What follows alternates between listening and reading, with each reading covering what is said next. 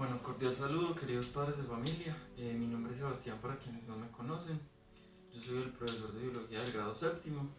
El día de hoy voy a cambiar un poco la temática debido a que estábamos viendo ecosistemas, adaptaciones, interacciones entre los seres vivos. Pero como estoy realizando unos estudios, mi trabajo de grado final es con séptimo sobre ese tema, entonces quiero dejarlo a un lado y pasará a tema del siguiente periodo, el tercer y cuarto periodo, ¿sí?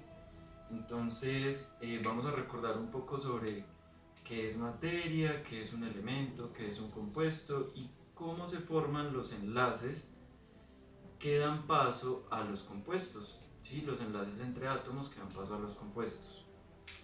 Esa va a ser la temática del día de hoy. Vamos a ver múltiples evidencias de aprendizaje, como por ejemplo qué quiere decir la A en un elemento o la Z en un elemento, que una dice el número atómico y la otra dice el número másico.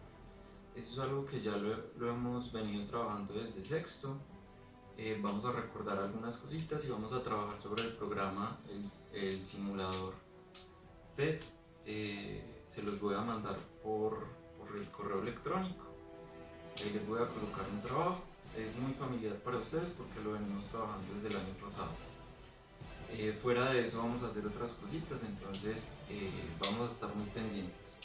Bueno, la evidencia que vamos a trabajar habla sobre que ustedes serán capaces al final de ubicar los elementos en la tabla periódica de acuerdo a su número másico y a su número atómico. Antes de hablar sobre esa evidencia debemos de recordar qué es materia. Recordemos que todo lo que nos rodea es materia, que la percibimos a través de los sentidos, que ya tiene masa y ocupa un lugar en el espacio. La masa quiere decir la cantidad de materia de que está formada, valga la redundancia, la materia, ¿sí? Esta cantidad se mide en kilogramos y, como ya dije, el espacio que ocupa pues será el volumen. Bien, entonces la materia está todo a nuestro alrededor, desde los seres inertes hasta los seres vivos. Nosotros, incluso, aunque estamos conformados por células, estas células a su vez están formadas por átomos. Todos los seres vivos que hay en la Tierra son formados a partir de un átomo principal que se llama carbono, ¿sí? La mayoría de sus componentes o de los componentes que tienen las células están formadas a partir del átomo de carbono. Por eso decimos que todos los seres vivos de la Tierra están hechos de carbono. Bien, entonces dijimos que la materia es todo lo que ocupa un lugar en el espacio, tiene masa y la percibimos a través de los sentidos, ¿sí? Esta materia está formada por átomos y los átomos a su vez están formados por tres componentes principales. Entonces, los átomos están formados por protones que tienen carga positiva, neutrones que tienen carga neutra, es decir, cero, y por último los electrones que tienen carga negativa, ¿sí? Electrones. Bien, chicos, yo sé que esto ya lo sabían, esto es meramente un repaso. Bien, toda la materia está constituida entonces por átomos. Los átomos a su vez están formados por tres partículas subatómicas. Incluso tienen más, pero las fundamentales son estas tres: protones, neutrones y electrones. Si nos fijamos, el átomo está formado por dos partes: núcleo y corteza. El núcleo es donde se encuentra el protón y el neutrón, y la corteza es donde se encuentra el electrón, ¿sí? Entonces, tenemos que este átomo que yo acabo de dibujar es el primero de la tabla periódica. Todos los elementos o todos los átomos que logramos evidenciar en la Tierra se encuentran en la tabla periódica, y estos a su vez están organizados por número atómico y número másico. aparte de otras propiedades periódicas que vamos a hablar más adelante. Entonces, este primer átomo que tiene un protón, un neutrón y un electrón se llama hidrógeno, ¿sí? Es el primer elemento en la tabla periódica. El segundo elemento en la tabla periódica tendrá entonces 2 protones, 2 neutrones y 2 electrones. Y así sucesivamente van escalando el número de partículas subatómicas en la tabla periódica. Entonces, si el primero es hidrógeno con un protón, un neutrón y un electrón, el segundo será helio con 2 protones, 2 neutrones y 2 electrones. El tercero será litio con 3 protones, 3 neutrones y 3 electrones, y así sucesivamente. Bueno, chicos, ya tenemos las cosas básicas. Ahora vamos a entender que en todos los átomos o elementos existe número atómico y número másico. Si se fijan, el número atómico es la cantidad de protones que tiene un átomo, ¿sí? Si vemos, este es un átomo entero. ¿Cuántos protones tiene? 1. Ese sería el número atómico. Ahora, el número másico es la suma de protones y neutrones y se representa con la letra A, mientras que el número atómico se representa con la letra Z. ¿Listo? El número másico entonces es la suma de protones y neutrones. Si vemos el átomo de hidrógeno, tiene un protón y un neutrón. Su número másico sería 2, ¿sí? Entonces, lo que hay que aprender aquí es que el número atómico se representa con la letra Z en todos los átomos y es la cantidad de protones que tiene ese átomo. El número másico es la suma de protones y neutrones y se representa con la letra A. Bien, entonces, como ya lo dije, el número atómico, aparte de que nos da la cantidad de protones, también nos dice de qué elemento estamos hablando. Es decir que, si yo aquí le cambio la cantidad de protones, ya no voy a estar hablando del hidrógeno, sino de otro elemento. Si yo le sumo otro protón, estaríamos hablando del helio, ¿sí? Este helio tendría deficiencia de neutrones y de electrones y por lo tanto sería un ion. Eso lo voy a explicar más adelante, pero quiero que comprendan hasta ahora qué quiere decir número atómico y número másico. ¿Bien? ¿Por qué? Porque estas características nos van a ayudar a ubicar los elementos en la tabla periódica. Para eso vamos a utilizar el simulador PhET. Entonces quiero que estos términos queden muy claros. Bueno, ya reconocemos entonces qué es el número atómico, qué es el número másico. Ahora vamos a intentar comprender cómo la tabla periódica representa por medio de símbolos los elementos. Pero aquí hay que diferenciar algo. En la tabla periódica están representados por medio de mayúsculas y minúsculas. Siempre vamos a ver que un elemento está representado por una mayúscula sola o por una mayúscula y una minúscula, ¿sí? Eso lo van a ir viendo a medida que elaboren el laboratorio virtual o el simulador de PhET. ¿Listo? Aquí les voy a explicar la diferencia entre átomo, elemento y compuesto. Entonces, un átomo será aquel que está formado por la letra de ese elemento, ¿bien? Mientras que un elemento está formado casi siempre por 2 átomos de ese mismo elemento, ¿sí? Mientras que un compuesto está formado por 2 átomos, 2 o más átomos de diferentes elementos, ¿sí? Entonces aquí vemos un átomo, 2 átomos, pero del mismo elemento, y aquí vemos 3 átomos, ¿sí?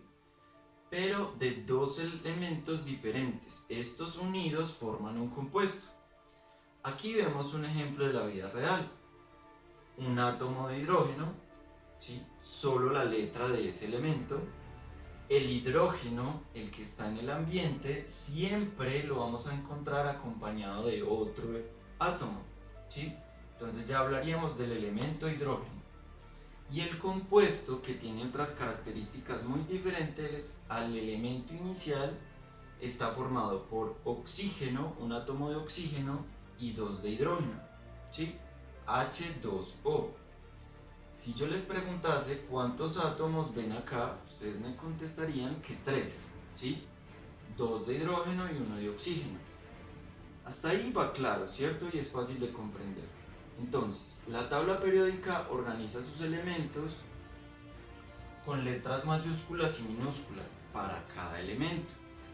Si yo colocase dos letras mayúsculas a los lados, quiere decir que estoy hablando de dos elementos diferentes, ¿sí?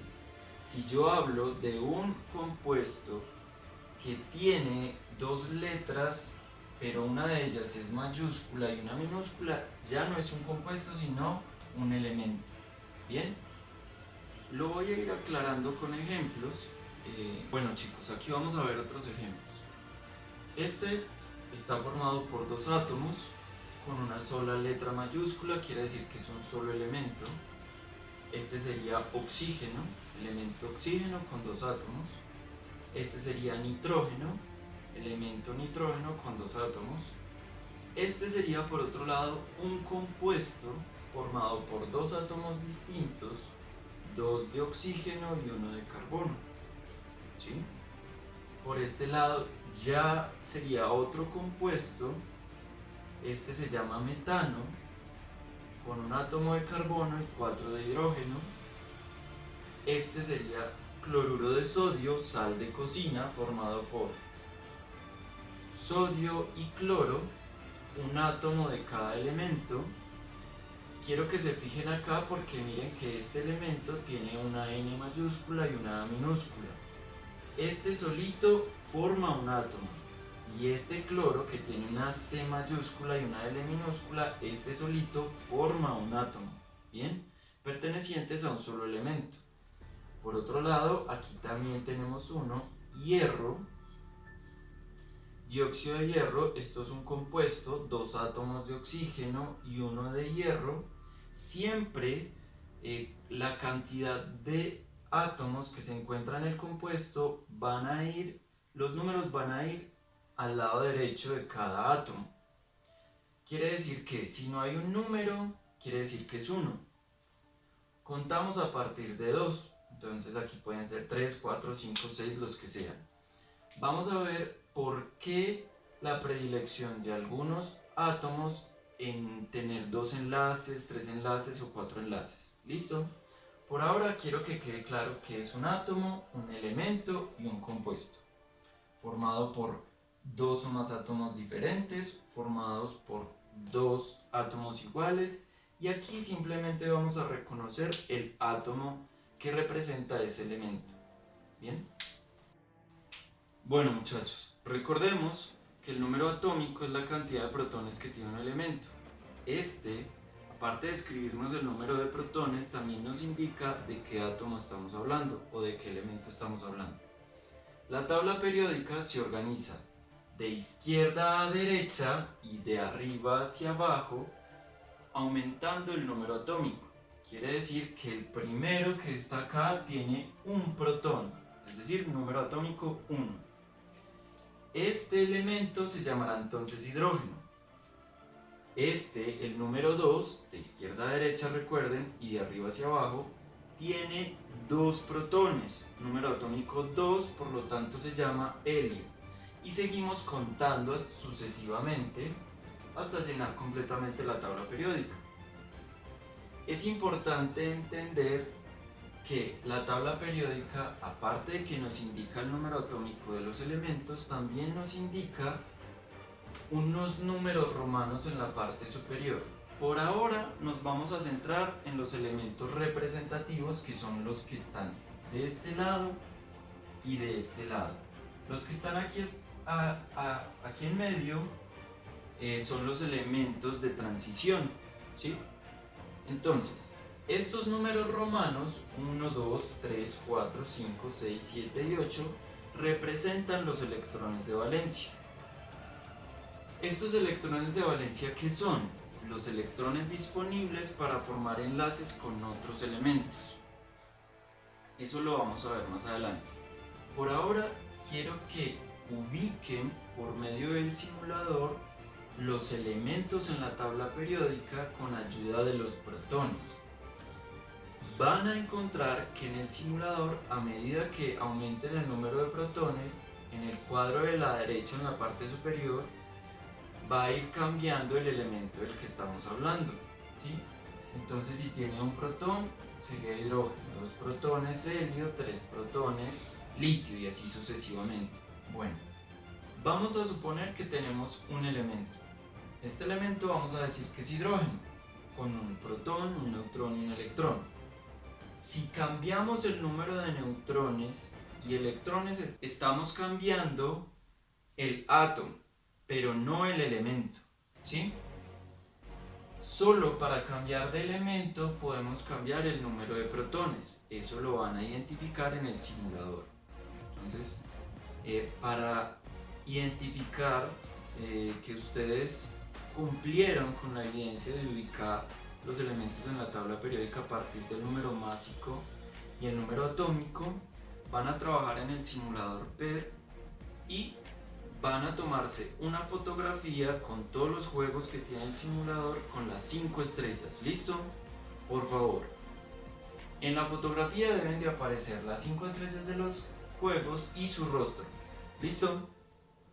Para yo poder identificar que sí realizaron los juegos. Yo sé que hasta ahora es muy plano, pero con el simulador lo van a interiorizar más.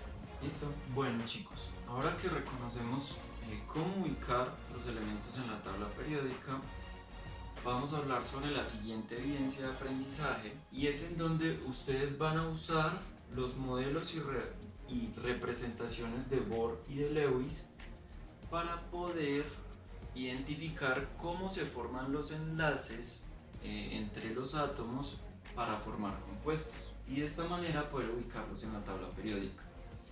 Bien, durante toda la historia muchos científicos han intentado describir cómo se debe ver un átomo.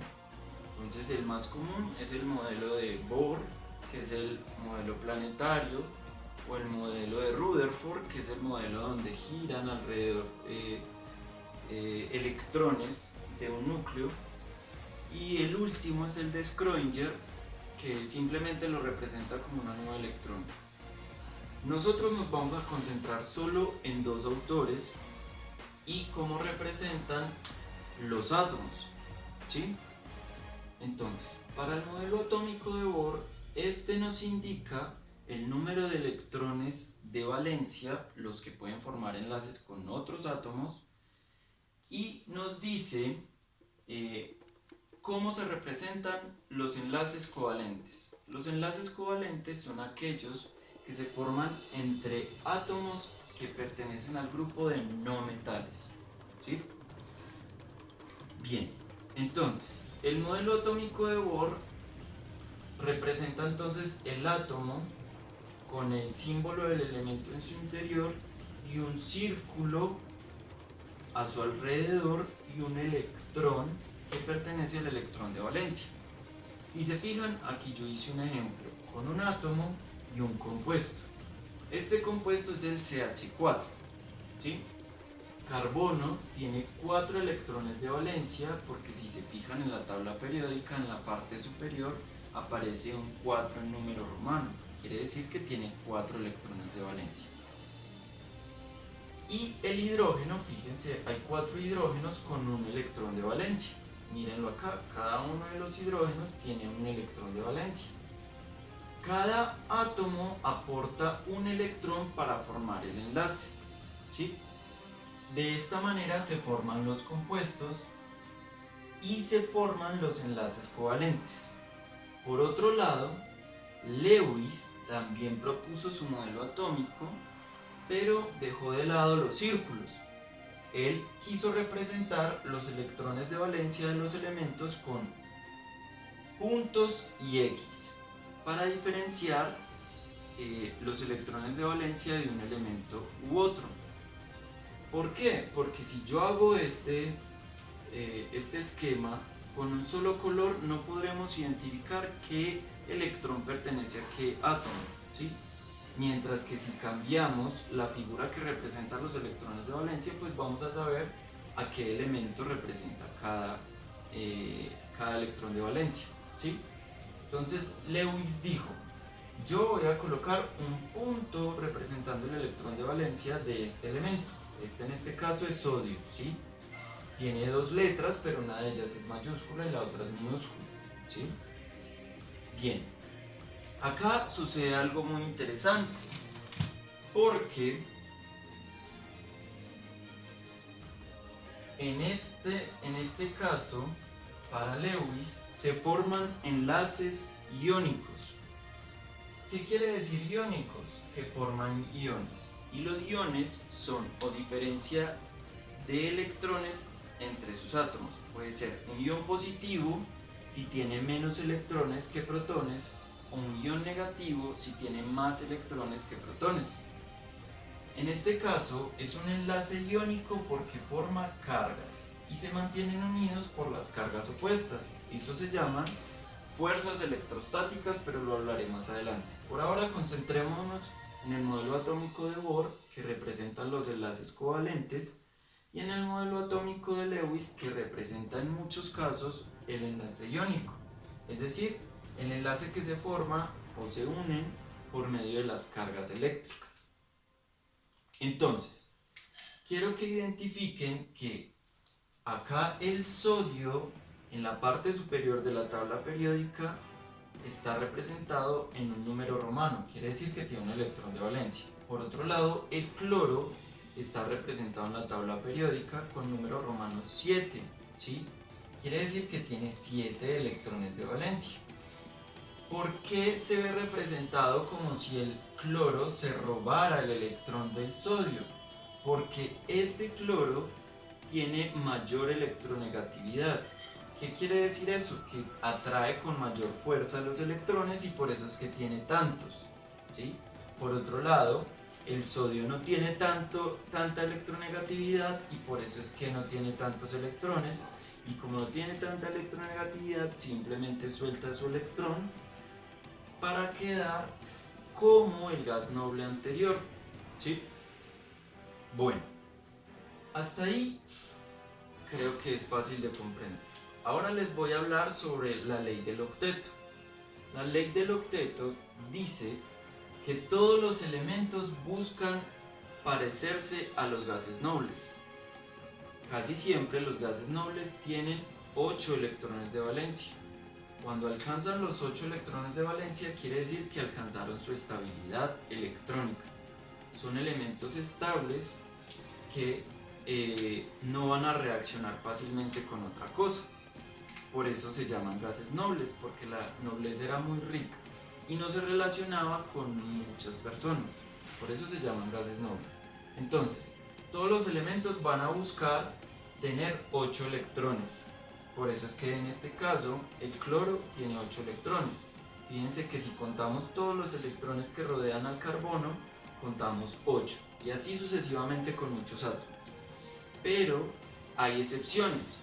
Las excepciones son los del grupo 1, 2 y 3. Entonces existen excepciones del grupo 1, es decir, del número romano, del grupo 2 y del grupo 3, ¿sí?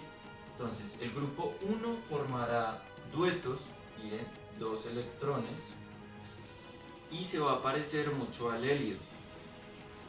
El grupo 2 formará cuartetos y se va a parecer mucho al gas noble anterior. Y el tercer grupo formará sextetos y se va a parecer al gas noble anterior. Bien, tienen que reconocer que la tabla periódica se clasifica por grupos, columnas, y filas se denominan periodos. Entonces, ya dijimos que los grupos son las columnas, los periodos las filas. Por ahora lo que me interesa que comprendan son las columnas, es decir, los grupos, que son los que contienen los electrones de valencia, es decir, los que permiten a los átomos enlazarse, ¿sí? Bueno, con respecto al modelo atómico de Bohr, nos permite representar la mayoría de las veces los enlaces covalentes. ¿Cuáles son estos? Los que están formados por elementos no metálicos, ¿sí? Son 2 elementos no metálicos, mientras que los enlaces iónicos están formados por un elemento metálico y un no metálico. Metal, no metálico, ¿sí? Bien, chicos, entonces, ahora quiero que recordemos que la tabla periódica, aparte de estar organizada de izquierda a derecha y de arriba hacia abajo por el número atómico, es decir, la cantidad de protones de cada elemento, también está organizada por grupos. Hay varios grupos, pero por ahora quiero que entiendan que existen los metales en azul y los no metales en rojo. Como les decía antes, los enlaces covalentes se forman entre los no metales, es decir, dos átomos de dos elementos no metálicos, mientras que los enlaces iónicos se forman a partir de un metal y un no metal, ¿sí? Más adelante les explicaré el enlace metálico, que es otro tipo de enlace. Por ahora solo quiero que entiendan el enlace covalente, que se da entre no metales, y el enlace iónico, que se da entre un metal y un no metal. ¿Listo?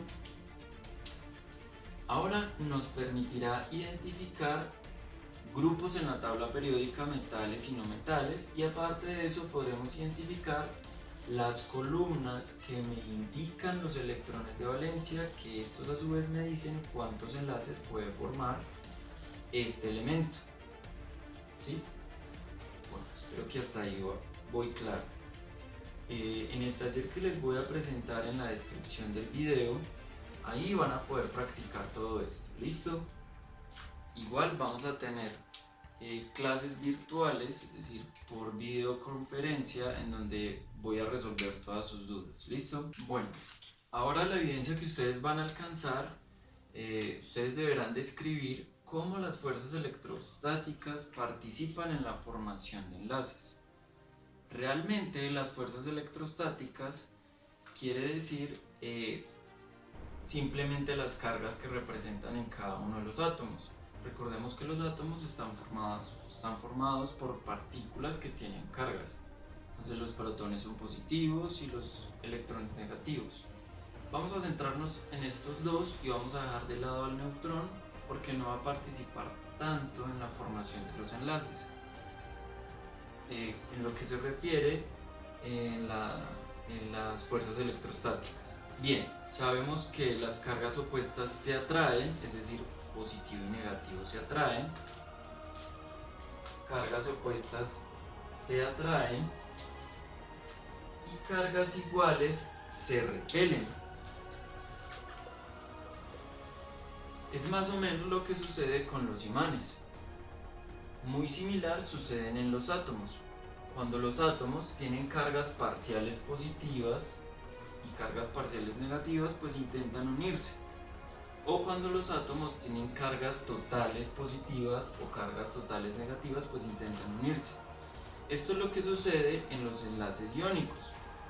Cuando el átomo de sodio pierde su electrón, que es una carga negativa, queda cargado positivamente, ¿cierto? Perdió su carga negativa, tiene un protón de más en comparación con sus electrones, queda cargado positivamente.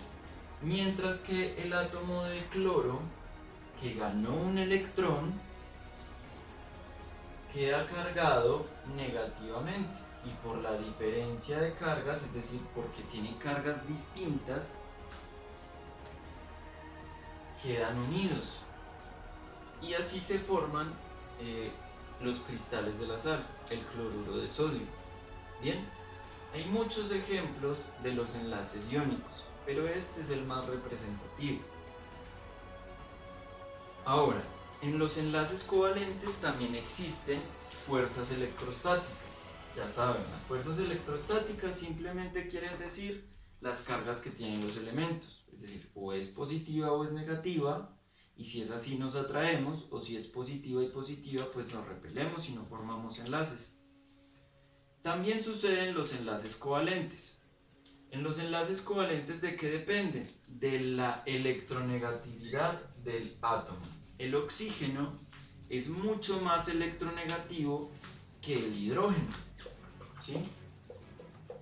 Lo que quiere decir que el electrón del hidrógeno está mucho más cerca del oxígeno que del propio hidrógeno, lo que lo hace formar una carga parcial positiva,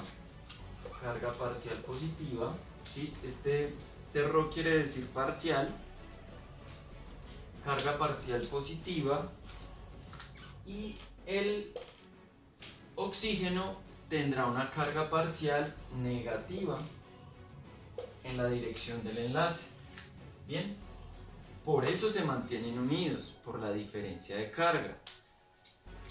Eso los hace compartir los electrones y al oxígeno en este caso lo hace formar el octeto, ¿sí?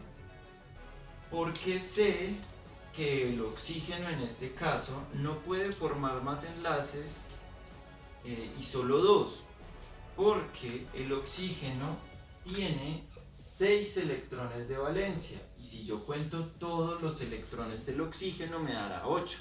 Yo no puedo formar más de 8. Entonces 2 y 2, 4 y 2, 6 y 2, 8. El hidrógeno es una excepción a la regla del octeto, lo que quiere decir que solo formará duetos, ¿sí? Él solo tiene 2 electrones, uno del oxígeno y otro del hidrógeno. Pero aquí la representación que les quiero mostrar es que las cargas parciales, gracias a las cargas parciales, es que se mantienen unidos los átomos. Y esto representan las fuerzas electrostáticas. En el taller que les voy a dejar en la descripción del video, vamos a practicar mucho sobre las fuerzas electrostáticas. Además de eso, pues también lo vamos a hacer cuando estemos practicando el modelo atómico de Lewis y el modelo atómico de Bohr, porque vamos a tener que representar en dónde se encuentran los electrones y qué cargas forman en los átomos.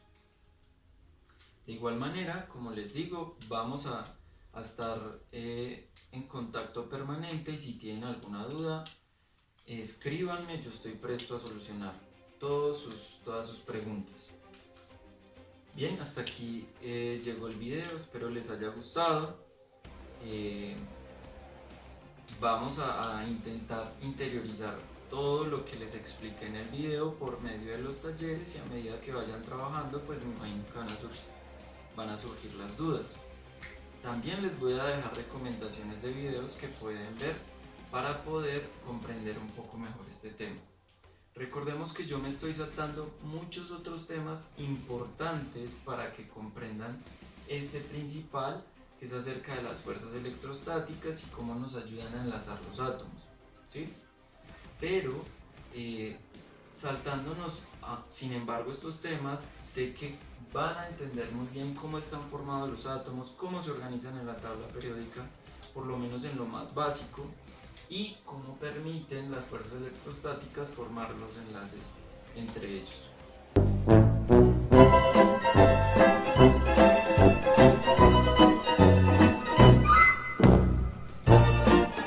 Bien chicos, por favor la fotografía que se van a tomar realizando todos los juegos del simulador FET me la mandan al correo electrónico que les voy a dejar en la descripción del video. Igual ustedes ya lo conocen, para validar que se hicieron el trabajo. Además tiene nota, entonces ténganlo muy en cuenta.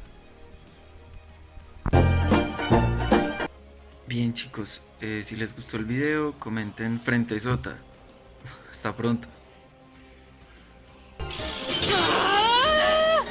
¡Oye, cebosa! ¡Apártate de él! ¡Es mío! Señorita Frentesota, ¿te dejaron venir? ¿Ya viste que tienes más arrugas en tu frente de marquesina? ¡No te metas con mi frente! Si son ustedes.